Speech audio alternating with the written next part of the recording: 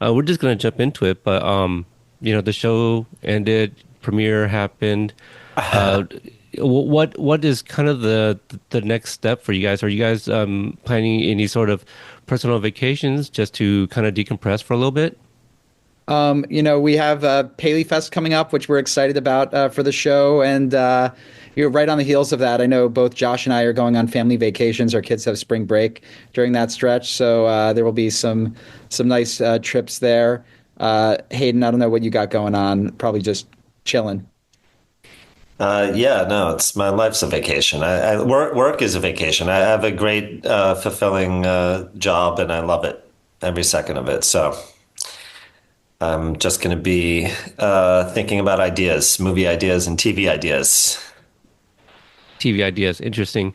Um, how how satisfied are you guys with the ending and seeing the reception online from the fans? All from that's been right, on the ride for so long. It's really satisfying. I mean, we set out to do what we did, and the most nerve-wracking part of making the show was the first season, making sure that everything was really dialed in tonally, the way that we imagined it in our heads. And the first, test was matching that to the fans' expectations, and realizing that, we were all in this together. And then you get wrapped up in the chaos of everything that happens in the in between seasons, and you're playing different escalations of that same tone, but when you're bringing it back in for a landing, it's a return to that kind of stress and anxiety of making sure that we can deliver upon the final things that we set out to say with this series, and those moments need to match the goosebumps that we feel in our own hearts. So shooting it, writing it was one thing, producing it was one thing, seeing it in post production was another, and knowing that we had it. But until it does go out there and you see that reaction, you're still skating on the ice, and you want to know that you have that landing with the fandom as well. So when it was the fandom echoing our own feelings about it, it was the continued big warm hug that this series has been. If you guys can take us back to the very beginning and coming up with the idea for Cobra Kai, what were the main points you guys wanted to hit by the series end? I think the main things were we wanted Johnny Lawrence's full redemption. We wanted him to go through this journey where he starts off kind of a bit of a dirtbag who, his worldview is limited and, completely trapped in another time, and see him come out the other side, having grown and expanded his mind and formed new relationships and gotten his life together and become, a champion again was sort of the thing for him. We really wanted Daniel to and Johnny to go from enemies to like true friends with a true strong bond with one another. We wanted Johnny and Kreese to end up in the situation that they did, where this man in Kreese who had basically, been abusive to Johnny in what we saw in the Karate Kid movies. We wanted to understand his character further, and see not Johnny forgive him by the end, but we wanted to see Kreese truly feel like us to feel that Kreese truly saw the error in his ways and have a genuine apology, and for Johnny to be able to move on from those demons and reclaim Cobra Kai again, his version of Cobra Kai. And we wanted to create a whole new generation of Karate Kids that that not only would we, but especially the younger generation would connect to in the ways that we did Johnny and Daniel and Ali way back when, and be interested in their stories and emotionally invested in what went on. I'm sure there's more to it than that, but those were some of the big things that I think when I think about it. We wanted Mitch to go from ass face to penis breath to muscles and back to penis breath. That was You really the you did main it. thing. You We did did it. it. Yeah. Exactly. Yeah, We I'm went just full circle. I'm glad you guys were able to, reach a number with Aiden and have him come back for all of those. Um, so Thomas Ian Griffith didn't join the cast until season four. I did not have Terry Silver and Kreese blowing up, on my bingo card. Can you guys share when that discussion started happening, but also just the details of it? Uh, you mean Terry Silver blowing up? Yeah, just The yacht explosion. the idea That of was killing going them. into season six. That was Mm. not like, oh my God, early days. We were like, this is what it leads to.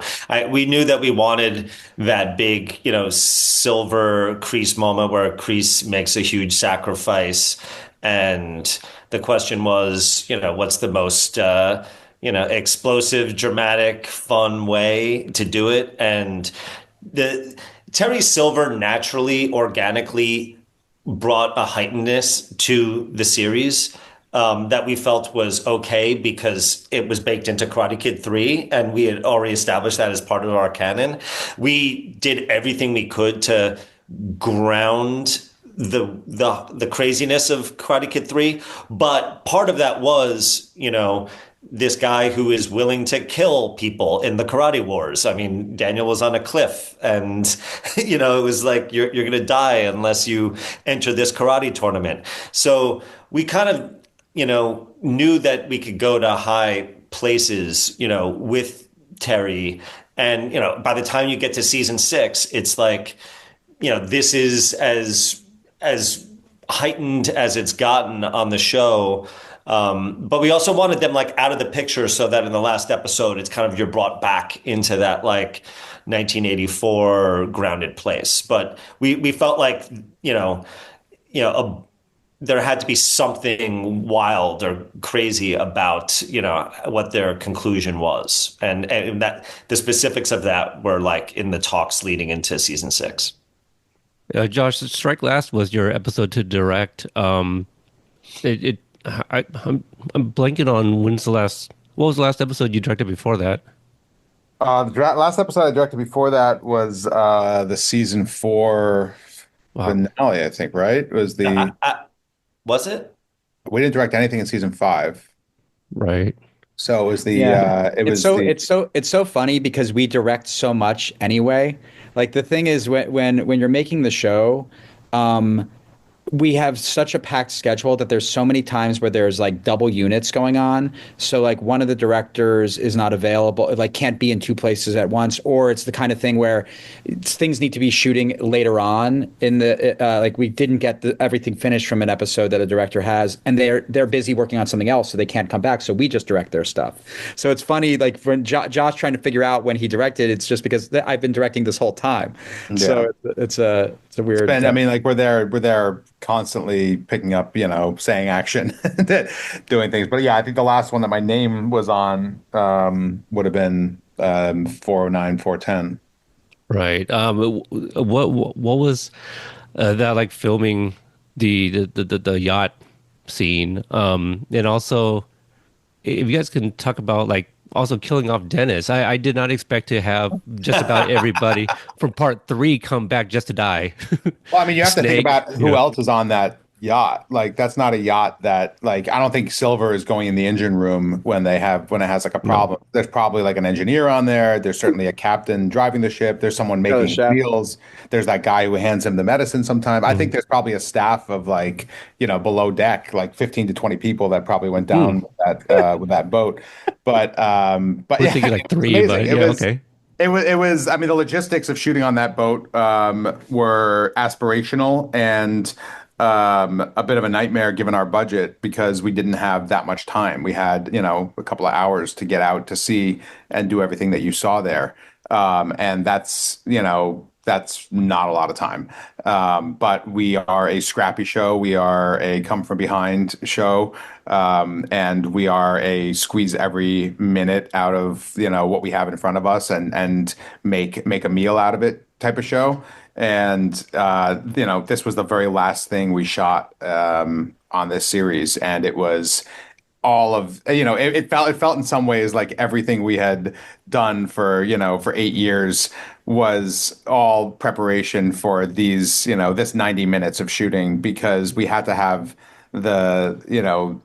just the muscle memory of how to paint yourself out of a corner when you don't have enough time to do something as ambitious as that. It's MacGyver. Like every season was a different like MacGyver moment, it feels like, where, okay, well, you're not going to get 100% of what you want. Can we get 75% or 80%, and it looks like you could get zero. And it's just like, you're constantly trying to figure out what like, how can you get the most of what's on the page? And like a lot of times we're getting the pressure to just like take it off the page.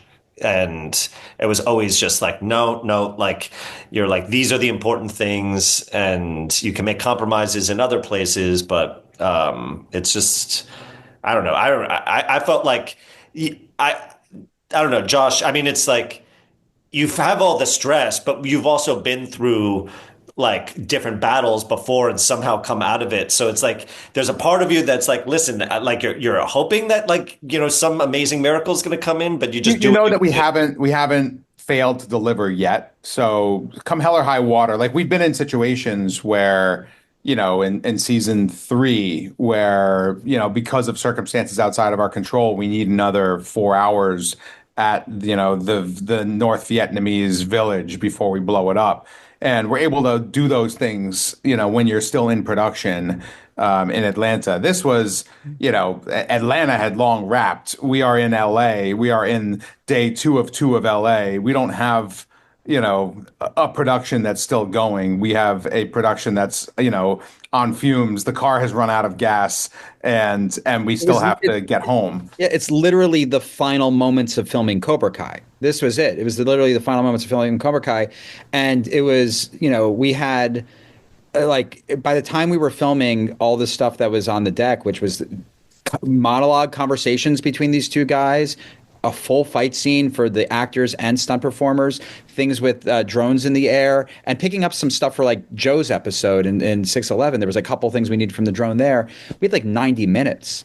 It was impossible. And this is like, I'll say this, standing on that boat, like as a, fairly physically capable human being, if I were in Marty's shoes, I would be terrified that I was going to fall off that boat. I thought he was going to fall off. It was not. I was so nervous. That boat was listing like, yes, like there was this. no question that Marty was going to fall off the boat, and that was a thing. And that's why we had like stunt people holding his legs, but we had to do some takes with wides.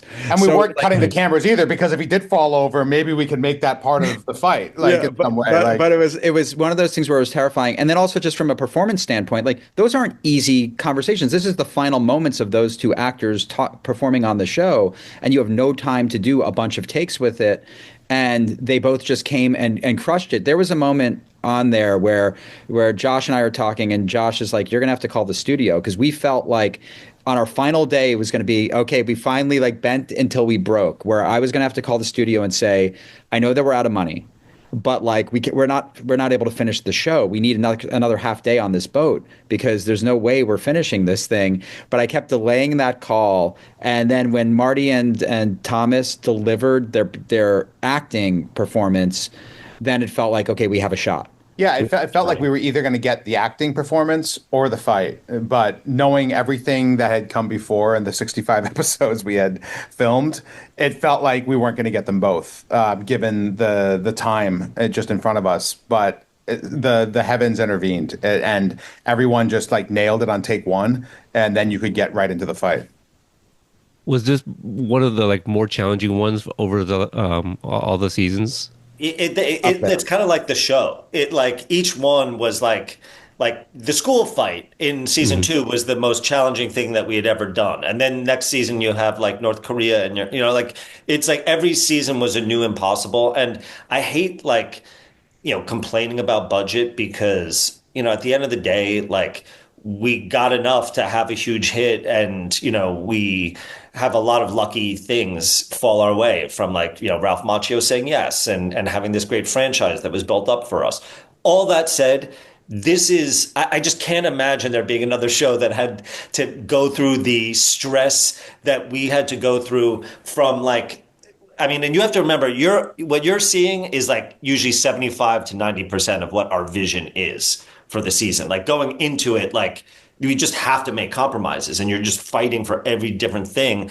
And because of that, you're just every day, every episode is a struggle. Everything like you're always spreading yourself thin. It's just like we have the level of scope that we have and ambition that we have for this show compared to the resources that we have to make it. Like every other show that I see that has great performances, like the kind of Billy Marty on the boat performances and the action set pieces have like they don't have to I don't think stress as much about like time to get the dialogue right or the whole thing falls apart. I know that every show and movie has its pressures and you got and the end of the day and wrapping things up. But we've had like some of the most crucial pivotal moments on our show with like a gun to our head, 30 minutes, no lighting, hurry up. And like, let me quickly grab the camera. And it's like, and for scenes that you would think are like the most important scenes of all time. And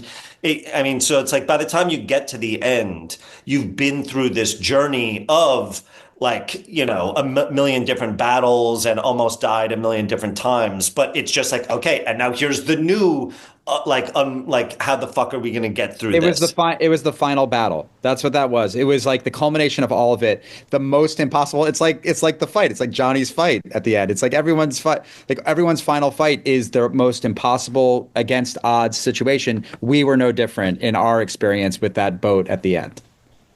So Ezra made out with Terry's money, right? No, Ezra, yeah. I think he has power of attorney. So we'll see. We'll see what happens. But that is a lot of money. He had to pay off all the families of the people who died on that boat. So I think Ezra ended up with nothing. In fact, Ezra owes money. We're gonna have to get somebody on that, figure out how many people are on that boat. Okay, so after the scripts came out for season 6, ever since the beginning, season 1, Marty's talked about how he kind of wanted more layers for Kreese and stuff like that. Can you share his reaction? Were you guys there when he started going through some of these episodes and seeing what he's cutting his teeth into?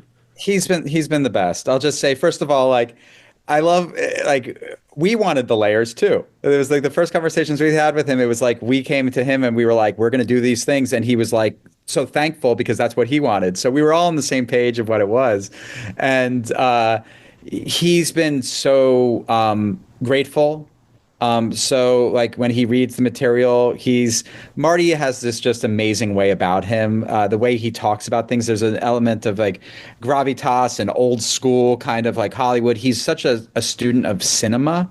He's somebody who watches everything. He's proud to be a member of the Film Academy and takes it seriously and like makes sure that he's like, doing all of his homework. He's seen everything. So, when he's getting the opportunity after all these years to give performances that he's never had the opportunity to give in his entire career. I mean, this is a man who just turned 78 yesterday. The internet says 79. The internet's wrong. According to Marty, he's 78. But I will say this is a man who's had a very long career and has done a lot of different things. And he's just so happy that he's been able to stretch himself in a variety of different ways that the show gave him the opportunity to do over the course of the years, and especially to have a redemption in the end, and have that powerful scene with him and Billy, in 613, and for him to take down Terry Silver in the end and sacrifice himself for Billy, for Johnny Lawrence. It's everything that he ever wanted. If we can go back to 603, first off, how did Ralph end up filming that episode, or selected or whatever? Hayden also, Brandon H. Lee, who plays Quan, said at some point you went up to him and was like, "You're gonna die. We don't know how yet, but you kind of gave him that heads up in the beginning." So if you can talk about like introducing Quan, kind of like the Team Korea here, and ultimately it looks like we needed someone like this to kind of get that Miguel ending, right? Him going back to Cobra Kai as team captain and all that. Well, I think, Ralph had expressed interest in directing, seasons prior. He had directed prior to Cobra Kai, and I think he has, I forget if it's on Netflix or not, but I know that he had directed beforehand, and Billy had also directed beforehand. So they had expressed interest along the way, and going into our final season, we felt like this was the right time to do that. As for like Brandon and the Quan character, our big thing with the final season was let's have all our rivals that we've been tracking for 5 seasons are now together up against, the biggest foe of all time, in homage to kind of Drago in Rocky IV. And so you introduce this Quan character who I think our point was just like, let's make him feel like, oh, this is a next level guy that's beyond what our kids are up to. And has been training since he was a kid. And, in the first part of part 3, or first part of season 6, make it feel like, okay, he's our new big bad, only to be like squashed by like a mega Godzilla. Like when they get to the tournament and like, wait a second, there's this guy Axel too. So that you really feel our kids are underdogs. And that was, we knew that we wanted Quan to die for a variety of reasons. One, to help, make Axel to be like the biggest threat possible going into the fight with Miguel, but also, for Kreese to, have an internal conflict, which results in, his character change. I will say one thing about Quan. First of all, Brandon Lee's incredible. His martial arts were next level, and he wowed everyone on set. The day that his character died, everyone applauded for him in the Seikai Taikai. There were a couple hundred people there on cast and crew. We all had appreciated what a revelation he was to the show and how amazing his performance was. And we all loved Korean Cobra Kai very, very much. And one thing that I often think about is the victory at the end is also Quan's victory and Yoon's victory and the rest of the team's victory as well, because it was based off of that was the team. They took over that team. So at the end of the day, Quan's team did win the tournament. He gets a posthumous Seikai Taikai ring. Yes. I like that. We know that Ghost Quan was an idea, Yes. in the folder. We love Ghost Quan. So this folder, this is just like a folder that's created with like ideas for possible future. Yeah, just in general as screenwriters, whenever you have an idea for a TV show or a movie, or just like a scene or whatever it is, like you got that stuff down. You write that stuff down and you put it somewhere so that like you don't lose it forever. And a lot of times it's like, you do lose it forever because you never return to that folder. But when it comes to like, Cobra Kai spinoffs and things like that, we have a long list of different kinds of things. And when I say Ghost Quan is on that list, it is on that list, but that's not one of those things that we're expecting necessarily to happen. You're writing down anything that you think of that tickles you, that you think could be cool, could be fun, and you never know if there comes a day, 3 years from now or 8 years from now or after this Zoom where we're like, you know what? We start joking around, the three of us, about Ghost Quan, and suddenly something clicks and we're like, that's actually the best thing we have. And then you're leading it to Ghost Quan. Like that's like the way screenwriting works for the three of us. Like, it's all, everything that we do comes from like a passion and love and just a fun and a giddiness. When we're together, we're the same guys we were when we were teenagers. Like, this is no different. Like, we're the same teenagers that became friends, 30 something years ago. And we just, have that same energy when we're collaborating. And, we'll if there's something that the three of us are loving that we think the rest of the world's going to love, then we run towards it. Now, we spoke about Ralph, but what about Billy directing episode 12? A lot of things happened for Johnny, obviously, but was there a specific reason Billy got that one rattled? When kind of like looking toward both of them directing this season, we wanted to give them both as much of a guaranteed win as possible. And the way to do that is to, surround them on all sides in terms of their prep and what they're able to have in that very short window of prep time for a director and what is going on at the same time for them as an actor on the show. Because, unlike, a director who's coming in to guest direct on our show, they're not going to just have full days, fully available to them to prep. So when looking at the schedule, episode 12 made a lot of sense for Billy because he didn't have fighting or choreography that he had to be learning or performing on camera in episode 11. So during his prep, he was able to really, wrap his brain around everything that was happening in 12. And it was great because, in some ways you want, Billy's such a visually and fight oriented performer and director. And yet he has this episode that's, very emotionally heartfelt. So it's actually calling upon other skill sets of his as a director and not what you'd expect him to go out and have this really complex fight with, all the angles that, he's going to know just as somebody who's, been in that for so long. And it was great to have him have this episode that had a lot of comedy, it had a lot of heart, and he was able to kind of bring his point of view to it. So it just the totality of being able to wrap this series with both Ralph and Billy getting that chance behind the camera to do their thing was wonderful because it's not a big walk from the front of the camera to the back of the camera, but it's a whole different world back there in terms of feeling the day and how much time you have and the ability to play versus the ability, versus the responsibility to move on. And seeing them both kind of take that on and succeed was wonderful. The episode 3 introduced that Miyagi box in the entire season. We see Daniel going through this journey about discovering things about Miyagi that he hadn't he didn't know about, obviously. If you can talk about introducing that box and Daniel's journey, and then kind of leading into his nightmare and the dream sequence in Skeletons.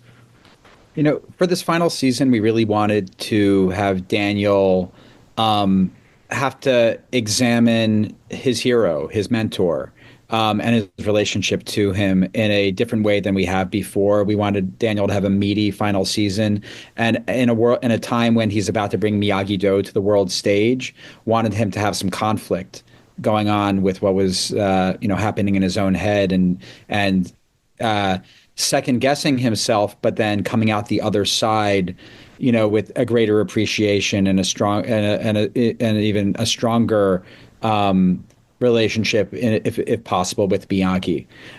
So when introducing that box, we knew that we were, you're doing something that's dangerous in certain ways. There's a character that is basically viewed as perfection in the eyes of an audience and in the eyes of ourselves. And for us, he remains perfection, but he's also a human being.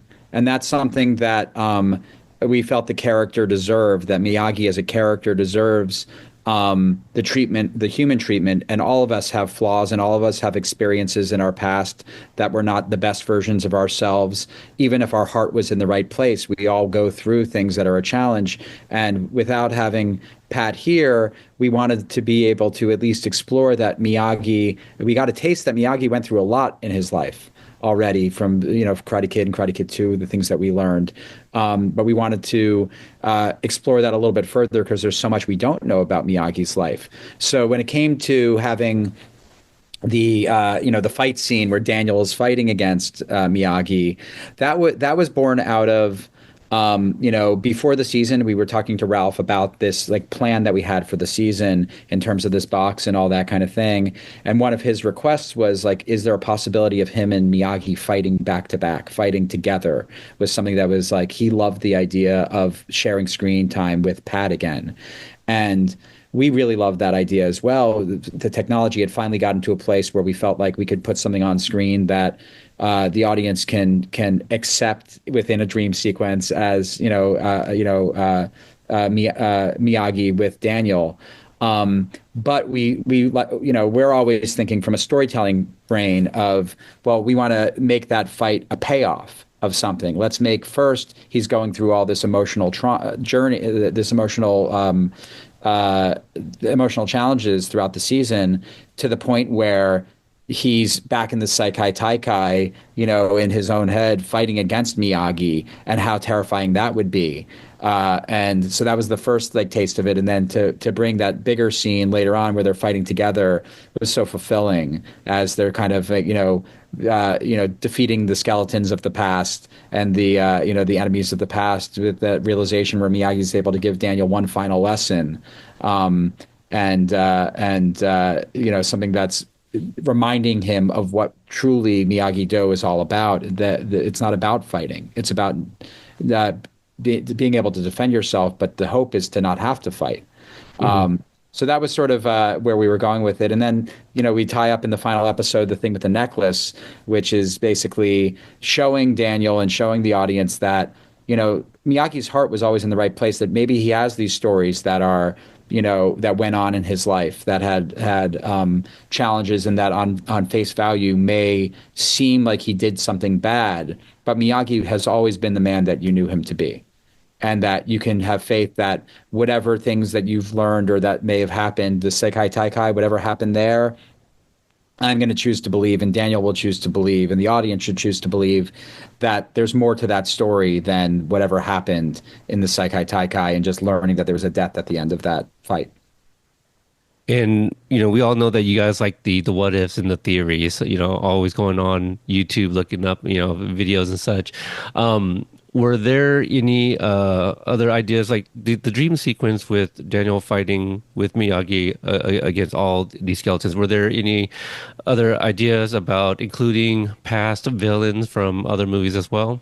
Because Ralph also talks about the idea of like the young Daniel fighting with Miyagi. Yeah, I mean, in the early days, you think of all different possibilities, and it's like, can you bring everyone back? But I think it was pretty early on that we realized that, we should just focus on the most important characters, and that was, Pat Morita. And there was a period of time where we liked the idea of, like flashing back to young Daniel and seeing young Daniel and Pat. It just it was just, where do we want to focus our the effects on? Because it was, a process where, we're not on the same level of budget as like Indiana Jones and stuff like that, but we felt like, we could get close enough, like John said, in a dream. And the more people and characters from the past that you want to recreate, the more you're spreading yourself thin. We had, just to give you some behind the curtain, we did have a plan where when Miyagi gives that advice to Daniel in that final sort of moment, that when you looked back at Daniel, it was young Daniel, and for that moment, and we saw early versions of what the deep fake was looking like, and just were like, we don't have enough budget to make sure that that's going to be great, so we abandoned ship. But like the intention there was for a moment for you to see when the lesson was being given, that you see young Daniel. And as for the other villains, there was an early version of that scene where we did have like deep faked versions of young versions of the villains. of their Beyond the Skeletons. There was a version, the earliest incarnation of that was that. Yeah, I But mean, like you can imagine a version where it's like you got all the ex Cobra Kai's and Kreese and Silver and Chosen or whatever. I think there Every was even Young Barnes was a part of it, and like yeah. we had the whole thing. But it was just like, to Hayden's point, like with our budget, you have to make some choices, and sometimes those choices are for the better. And I think it was for the better, like to isolate it to that iconic sort of skeleton scene that we had that was in Karate Kid, and sort of call that back with him and Miyagi. I thought that felt appropriate at the end of the day. So as we get ready to wrap up, I know I'm running out of time. I wanted to squeeze in some questions I had from Amy, who's been a longtime supporter. You guys are, familiar with her, Yes. and yeah, just a huge supporter of the podcast. So one of her questions was, if you guys hadn't had 15 episodes in the final seasons, would you have introduced so many characters, or would it have been scaled down? Similarly, with a rough 6-year season blueprint, did you ever feel like the back you backed yourselves into a corner with all the new guys, or did you always have a solid plan to get the Johnny Daniel conclusion? We always had a solid plan. I mean, before we started season 6, we talked with Sony and Netflix about the story that we had left to tell, that that had revealed itself. Some of that had revealed itself to us over time. Some of that we had known from the beginning, and we decided that if we had 2 seasons left to tell that story, we could spread it out over that. But really, the perfect amount of runway was 15 episodes, and there was this receptive appetite toward this juiced up final season that was essentially a season and a half long.